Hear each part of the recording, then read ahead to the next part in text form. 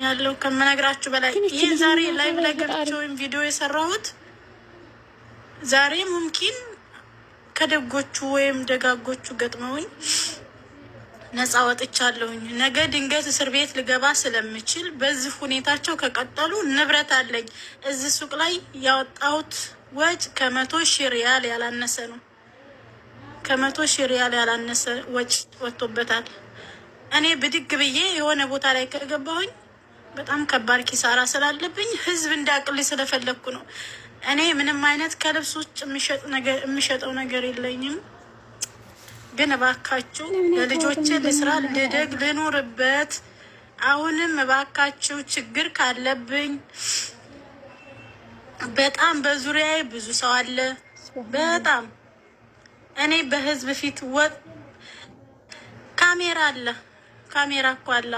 ግን እኔ ችግር ካለብኝ በአንድ ቲክቶከሩ ወጣችሁ ሸዋዬ እንዲህ አይነት ችግር ስላለባት ነው እንደምናደርጋት የሚል አካል እፈልጋለሁ። ማንንም አልነካም፣ ማንም ላይ አልደርስም። እሄዳለሁ ስራ ቦታዬ፣ ከስራ ቦታዬ ቤት እንደ ሴቶቹ እንኳን ዘንጬ አይደለም የምኖረው። እኔ በ10 ሪያል ሸበጥ ነው የምንከራተተው ማለት ነው። ዛሬ ደግሞ ይባስ ተብሎ ከኒና ትሸጣለች ተብሎ ሱቄ ተበልቋል ማለት ነው። እዚህ ጋ እኔ ካሜራ ባሳያችሁ የህግ መንግስት ናቸው። ፎቶአቸው መልቀቅ አልችልም። ምን ሲያረጉን እንደዋልን ማለት ነው። ግን የስራችሁን ይስጣችሁ። ወላሂ ማሳየት ቢፈቀድ ያሳያችሁ ነበር፣ ካሜራ አውጥቼ ማለት ነው። ለምን ምንድነው በደሌ? እኔ የማላውቀው ችግር ምንድነው?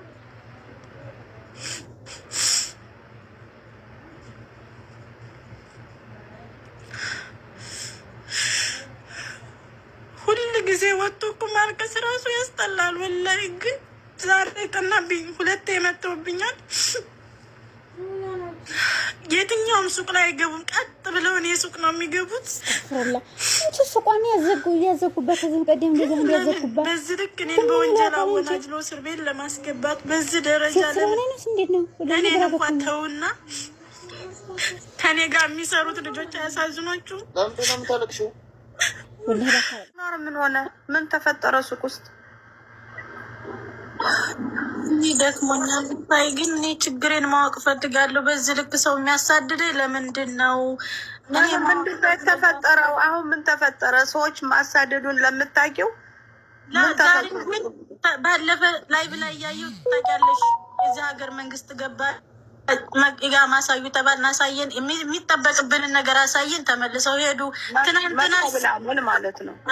በቀደም ነግሬሻለሁ። ከዛ በፊትም መጡ። ሴት መጣች ትናንትና። ዛሬ ደግሞ ሱቁ ምን ተብሎ ተበልቋል? ከኒና ነው የምሸጠው ተብሎ ተበልቋል። ሽራይክ ከዛስ ፈተሹ? አዎ ፈተሹ። ግን ለምን? ማን ነው የበለቀው? ከሌ ሀበሽያ ስማቸውን ነገሩሽ? አሁን በህግ ተይዟል። ይሄ ነው አልልሽም። በዚህ ጋር ማውራት አልችልም። ለጊዜው ሱቅ ተዘጉ። ለጊዜው ሱቅ ዘጉ። አሁን ተከፍቷል። ምሽቱን ከፍተውታል። ግን ለምንድን ነው እኔ እንደዚህ ህዝብ ለምንድን ነው? እኔ አልገባኛል። ራሴ ማወቅ ፈልጋለሁ። ችግሬ ምንድን ነው? ስህተቴ ምንድን ነው?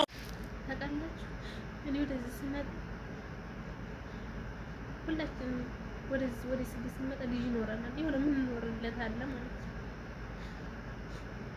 እኔ ልጆች ያሉኝ አልሐምዱሊላህ። አንዱን ቤተሰብ ጋር ነው፣ አንዱ ባሌ ጋር ነው። ትንሽ ነው ገና 2 አመት ከምናምን ነው። ግን ማለት ነው ይዛለሁ፣ አሳድጋለሁ፣ እንከባከባለሁ ያለኝ ባሌ በውሃ ግብግብ አደረጉብኝ። ልጄን አቃጠሉብኝ። ልጄን አቃጥለው ራሱ ማለት ነው ፖስችው ነበር። ግን ቲክቶክ ያጠፋብኝ ነው ማለት ነው። ልጄን ክትል አደረጉብኝ። ልጄን አቃጥለው እላው ላይ ገብተው ሰው ነው ሙሉ ለማየት ራሱ በጣም የሚያስፈራ። እንኳን እናት ሌላ ሰው ማየው ልጄን አቃጥሉብኝ። ልጄን ክትል አደረጉብኝ። ላላዎች የእናንተን ነገር አላህ ይፍረድ። መስማትም መናገርም የማትችል ልጅ በህገወጥ የሰዎች ዝውውር ወደ ሳውዲ አረቢያ ሲያመጧት ባቲ ላይ ተይዘው ነበር በጣም ብዙ ሰው። እቺ ልጅ አንዷ ነች። እቺ ልጅ መናገር ማችልም መስማትም አትችልም። ሌሎቹ ወደ ሀገራቸው ተመልሰዋል። እቺ ግን ወዴት ትመለስ? ምንም ነገር የላትም። ሞባይሏም ተቀምጣለች፣ ብሯንም ተቀምጣለች፣ መታወቂያውን ተቀምጣለች።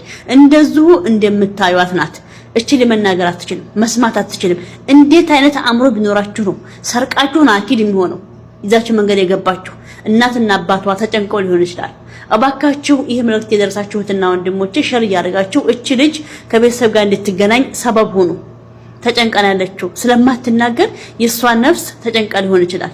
ስለማትናገር የሷ ነፍስ አሁን ያለችበት አላህ ብቻ ነው የሚያውቀው። ወላሂ ስለዚህ ይህ መልእክት የደረሳችሁ እህትና ወንድሞቼ በደንብ አድርጋችሁ ሸር ኮፒ ሊንክ አድርጋችሁ እቺ የምታምል ልጅ እቺ ሚስኪን ልጅ እኒህ ደላላዎች እኒህ ነፍሰ በላዎች አምጥተው ስለጣሏት መታወቂያም ስለቀሟት ብሯንም ስለቀሟት ጀወላንም ስለቀሟት ሜዳ ላይ ወርቃለች።